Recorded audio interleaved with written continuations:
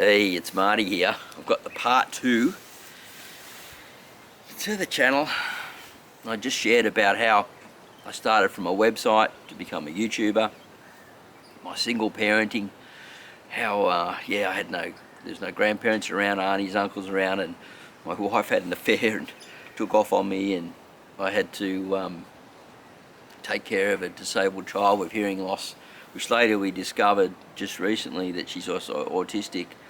So, but she's a great kid, and I've been truly blessed to have this life.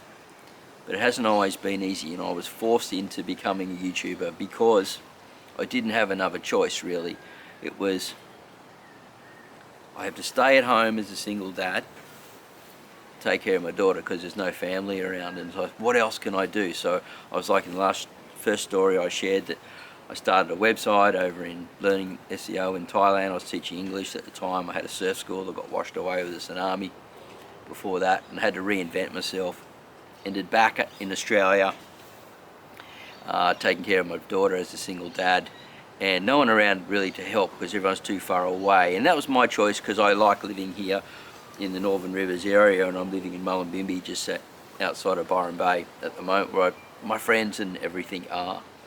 But I was a little bit far even away from friends then, because I was up at Tweed Heads, which is about a good 45-minute drive, 30 minutes if you're going really fast.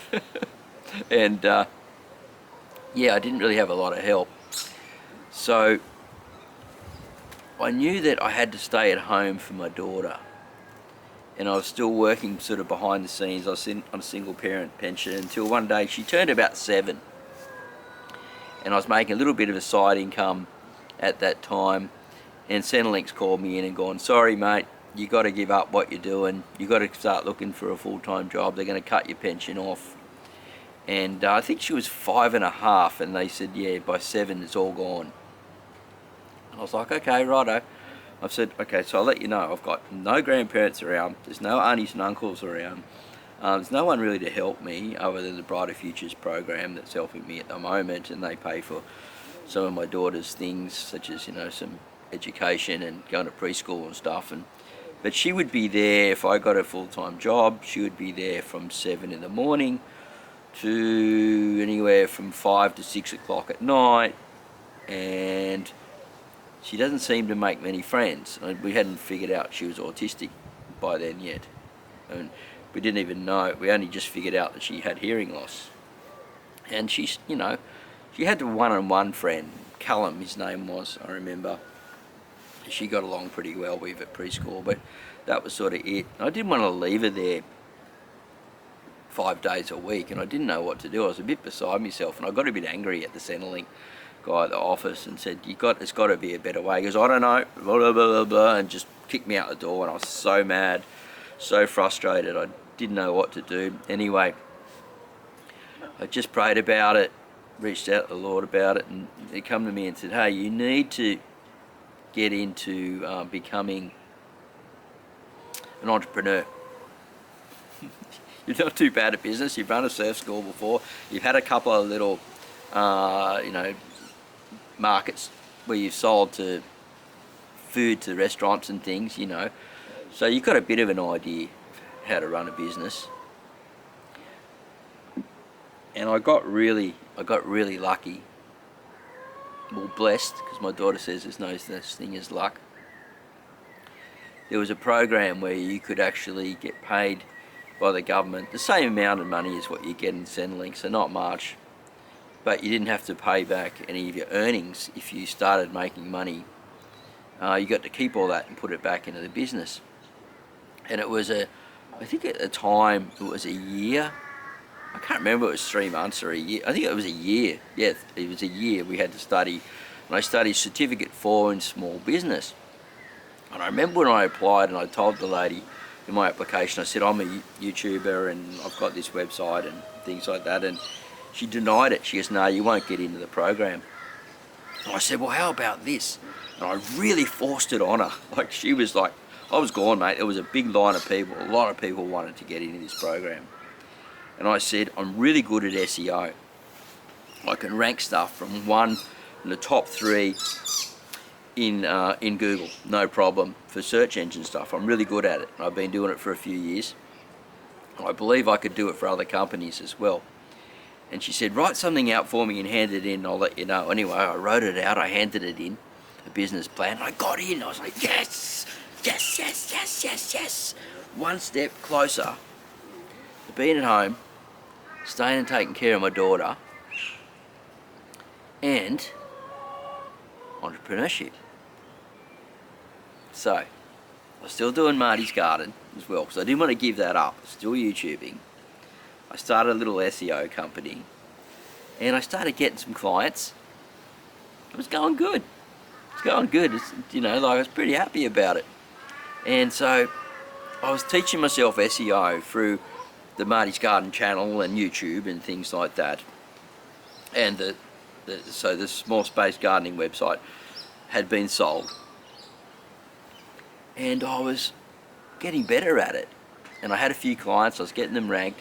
I was getting some YouTube videos ranked then, because if you put in keywords for YouTube videos, you got them ranked. And so I ended up getting a client who was a cleaner, and I helped them with their. So I built a website myself, a cleaning website, with all the keywords for around the area, and I got it ranked all around the area, and then I leased it to them, and then I created gardening videos for their area as well, which created traffic back and a channel for that, traffic back to the website, and it got them leads.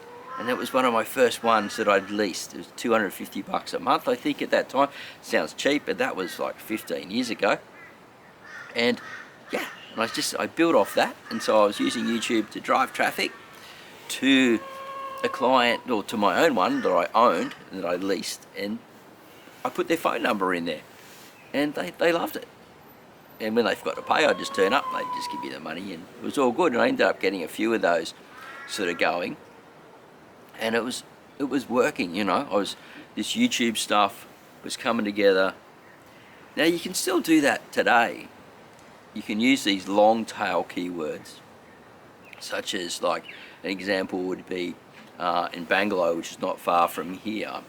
You could create a, you'd need to niche down more, so you'd be like, your YouTube channel would be cleaning Bangalore, and it'd be everything from doing Bangalore, New South Wales or something. It'd be everything from cleaning houses with pressure gurneys, doing roofs, doing driveways, carpet cleaning, whatever. You just sort of mix it all in somehow.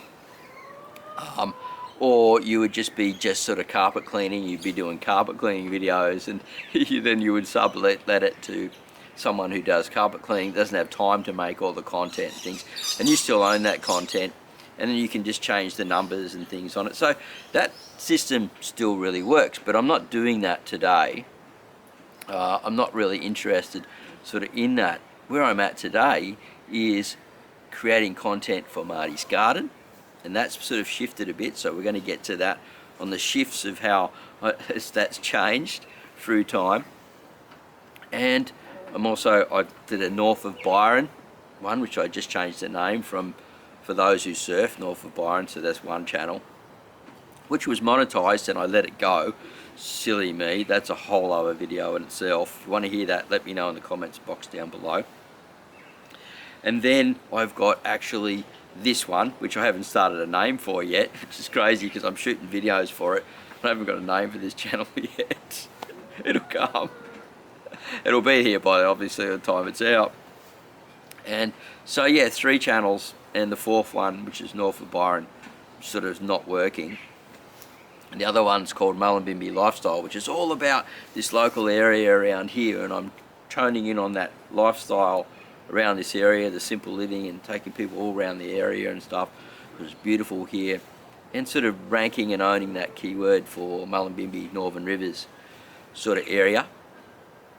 And then we're actually taking Marty's Garden and this channel and the story overseas. We've got a trip to Bali. If you haven't seen this yet, around about the 14th of September I fly out, and I fly back on the 24th of October. So very exciting stuff going on. Stay tuned. We're going to talk about part 3, where I'm at now, or the stages to where I am at now, because Marty's Garden, the channel, shifted from becoming a small space garden to growing microgreens, and that was sort of where it took off. And so I want to share that next story with you about how we become a microgreens farmer and moved down from Tweed Heads eventually back to Byron Bay, and then, man, I'm telling you, the story gets even wilder from there. Anyway, I'll see you at the next video. I appreciate you coming along, and I hope you enjoy the honesty from this content. It's really just a journal that I'm making for myself, sharing with others, and hopefully getting that value out there and providing something for you guys. If you're digging it, let me know in the comments box down below. This is raw, real, authentic me. It's take 2 from this show. I'm in my jacket. It's cold in the backyard. This is where I film Marty's garden, and we're filming in stereo. So, sounds good, I reckon. Alright, I'll see you at the next video real soon when we talk about the transition from growing on the apartment for a small space garden to becoming a microgreens farmer and really dominating in that niche on YouTube. We'll see you at the next video real soon.